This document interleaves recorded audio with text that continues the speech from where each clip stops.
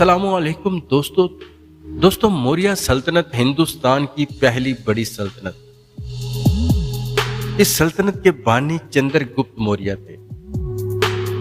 चंद्रगुप्त मौर्य कौन थे और कैसे इसने बड़ी सल्तनत बनाई, इन्हीं बातों का जायजा लेंगे हम इस वीडियो में, तो जुड़े रहिएगा मेरे साथ। दोस्तों ये मौर्य सल्तनत की तारीख है जो कदीम हिंदुस्तान की पहली बड़ी सल्तनत थी और तकरीबन 322 कबल मसीह से 185 कबल मसीह तक कायम रही।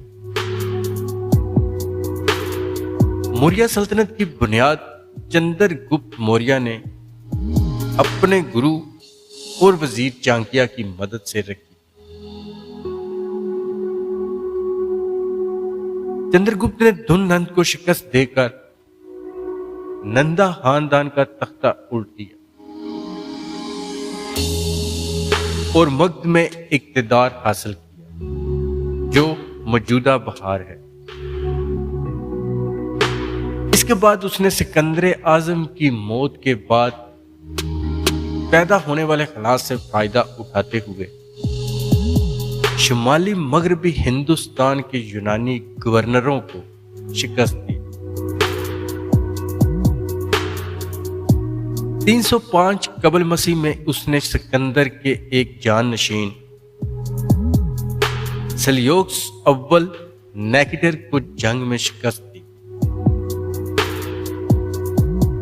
जिसके नतीजे में उसे दरियाए सिंध के मगरब के इलाके मिल गए और एक शादी का इत्तेहाद भी कायम हुआ। चंद्रगुप्त ने तकरीबन 25 साल हुकूमत की, फिर तक अपने बेटे के हक में छोड़ दिया। कहा जाता है कि वो एक जैन राहब बन गया और उसने जनूबी हिंदुस्तान में जाकर रोजे की हालत में जान दे दी। उसके बाद चंद्रगुप्त के बेटे बंधुसार ने तख्त संभाला।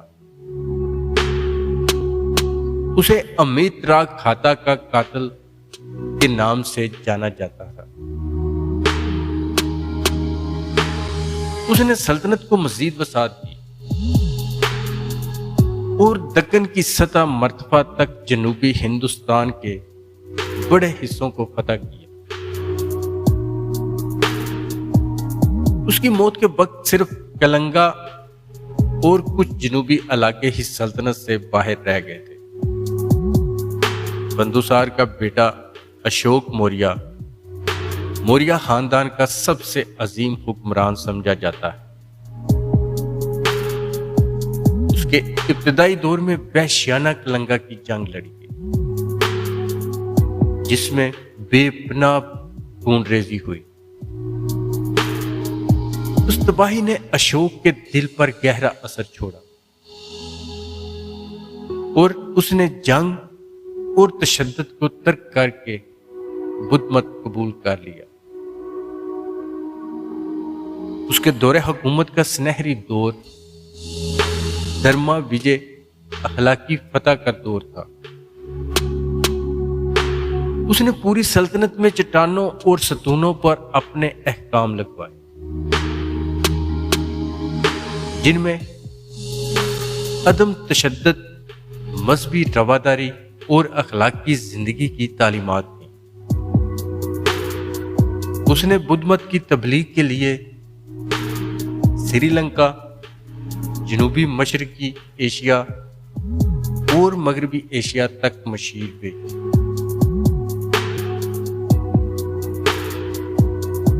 शोक के दौर में फन तामीर, तिजारत और ज़राअत ने बहुत तरक्की की। 232 कबल मसीह में अशोक की मौत के बाद सल्तनत तेजी से ज़वाल का शिकार हुई। उसके जानशीन कमजोर थे, वो सल्तनत को संभाल नहीं सके, जिसके नतीजे में सूबे आजाद होने लगे। आखिरी मौर्य हुक्मरान